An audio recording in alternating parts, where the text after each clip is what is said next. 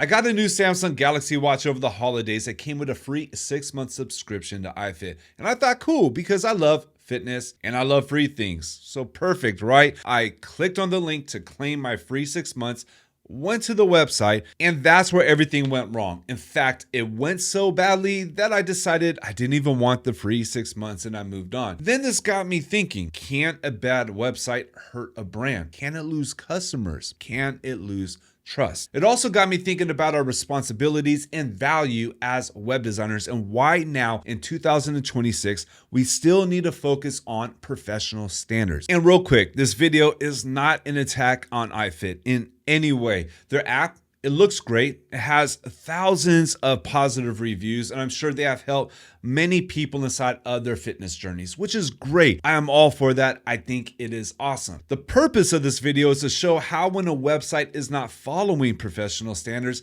they can lose customers and trust, and to show the value that web designers can bring to a brand. We're only using iFit's website as an example because it was a real life experience I personally went through. My journey started off with an email from Samsung to claim my free 6-month trial. Click on the link, and the first thing I had to do is create an account, which I already did. After creating that account, now we're here at billing where I'm supposed to just put in my credit card information. Before I do that though, I want to learn about iFit. I want to know what is this? What am I getting? Because even though this is a big brand, it is my first time being introduced to them. I go to their logo up here because I want to see the home page, but when I click on it, I just get redirected here inside of the settings. And when I take a look at the URL, this is the settings. I'm like, okay, let's just go ahead and edit the URL and just go to the home page, but it keeps redirecting me to the settings. It won't allow me to see the home page. I'm like, okay, well, that is kind of difficult. Let's see what we have up over here. I click on support and it takes me here to this page. And I'm like, what is iFit? Okay, I'm still trying to figure out what it is. And if I go up here now, I see that I am in a subdomain for something else. It's all good. We'll give it another try. Let's go to another link. First, we'll try the membership. So I want to see what this is. And it's cool. We're seeing some prices now, but as I go through, I still don't see what is included. Like really, what is iFit? How does it work? If it's an app, how does the app actually work? Now it shows it has some classes, but I'm still a bit lost. And as I go through and I take a look, I still don't really understand it quite yet. And if I go to the homepage, still I can't get to that homepage. We'll try right here. And there we go. We're redirected right back to where we were inside of the settings. Let's go ahead and give some other pages a try. We'll check out the shop. Now this has taken us to a subdomain, which, like honestly, this looks like a free Shopify theme that was put up like really quickly. Not too much going on here, even on the home page. So I'm not really seeing love given to this e-commerce website here, but it's all good. Let's still try to figure this out. And again, I am only sharing my experience because this is how I interacted with this the very first time. Well, let's check out treadmills. Okay, here we go. Now the issues start to show. First off, the design on this looks dope. I think the color scheme, the layout is cool, but we're on a 404 page. If I try to go back to the home page, again, I am being redirected. Okay, so it seems like I can't get out of this redirect. Let's go to bikes, 404. Okay, now we could see the real issues. And this is where my trust started to get lost. Because honestly, at this point, when I was going through this journey,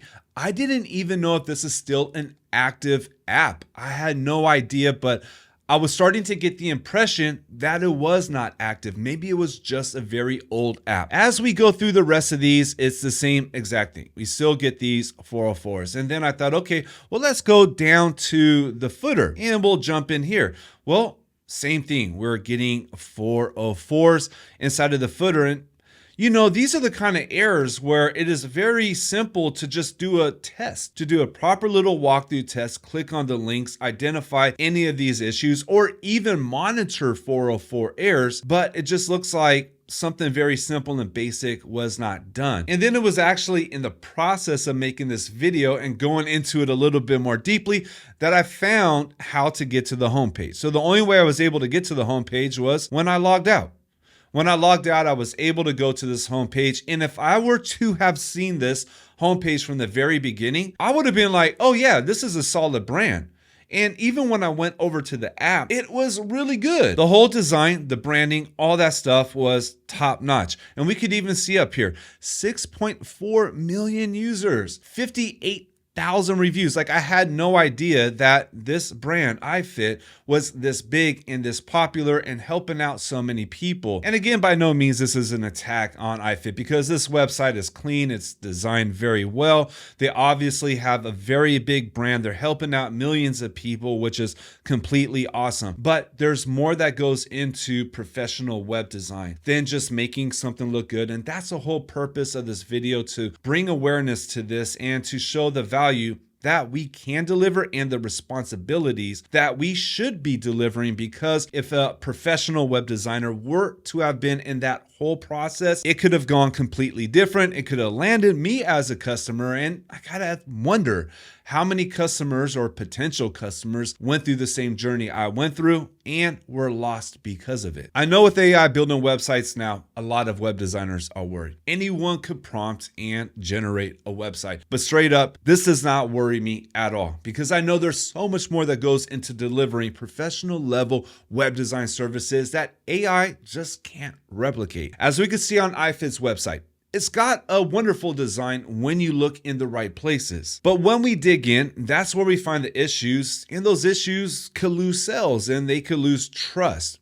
We're responsible for so much more than just building a nice website. There's the testing, the user journey, making sure the UI is good, making sure all of the links and the pages, they're working as they are supposed to. We're even responsible for accessibility and making sure the website is following best SEO practices. Then there is the content structure, the user flow, and making sure the conversion rate optimizations are dialed in. I mean, the list goes on. And that's why, as we kick off 2026, I want to focus on teaching professional level web design. I know there's a lot of noise out there in our industry because we're going through a major shift with AI, and it's definitely important to stay on top of all these changes. I personally am, and I'm going to be sharing all of them with you here. But what's really going to separate the successful web designers that thrive is building strong foundations based on professional standards. And if that's something that interests you, then make sure to subscribe, because we got a lot more videos like these coming. There is another video somewhere up over here I think you will find interesting, so go ahead and check that out. And thank you for watching.